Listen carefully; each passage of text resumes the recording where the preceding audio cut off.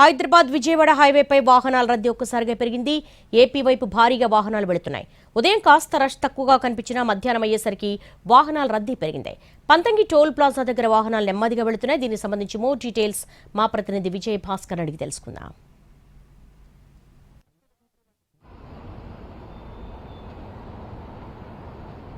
దేవి 65 number జాతీయ రహదారి పైన కొద్దిసేపటి క్రితం నుంచి కూడా వాహనాల రద్దీ పెరిగింది. ఉదయం నుంచి కూడా వాహనాలు కొంత రద్దీ చాలా మందకొడిగా సాగింది. నెమ్మదిగా వాహనాలు చాలా స్వల్పంగానే వచ్చాయి. శని ఆదివారాల్లో భారీగా వాహనాలు వెళ్ళాయి. ఈరోజు కూడా రద్దీ ఉంటుంది అనుకున్నప్పటికీ కూడా ఉదయం నుంచి పెద్దగా రద్దీ కనిపించలేదు. కానీ ఒక్కసారిగా కొద్దిసేపటి క్రితం వాహనాల రద్దీ భారీగా పెరిగింది. టోల్ ప్లాజా అంతా కూడా వాహనాలతో నిండిపోయిన పరిస్థితి ఉంది. మనం విజువల్స్లో చూడవచ్చు. పూర్తిగా విజయవాడ వైపు ఓపెన్ చేసి ఉన్న అన్ని టోల్ బూతులలో వాహనాలు భారీగా నిలిచిపోయాయి. వాహనాలు కూడా భారీగా 65 నెంబర్ జాతీయ రహదారి పైకి వచ్చినట్లు కూడా టోల్ నిర్వాహకులు చెప్తా ఉన్నారు.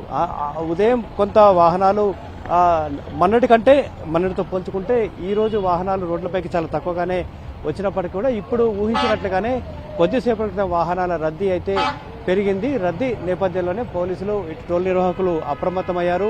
ఇప్పుడు రద్దీ ప్రారంభమైంది కాబట్టి రాత్రి వరకు కూడా ఈ రద్దీ కొనసాగే అవకాశం ఉన్నట్లు కూడా టోల్ నిర్వాహకులు అంచనా వేస్తున్నారు. ఇక రేపటి నుంచి పూర్తి స్థాయిలో పండగకు సంబంధించిన పండగ వాతావరణం నెలకొంటుంది కాబట్టి ఇక పండగకు వెళ్లే వారంతా కూడా పయనమైనట్లు కూడా మనం భావించవచ్చు. ప్రస్తుతం వాహనాల రద్దీ అయితే కొనసాగుతుంది.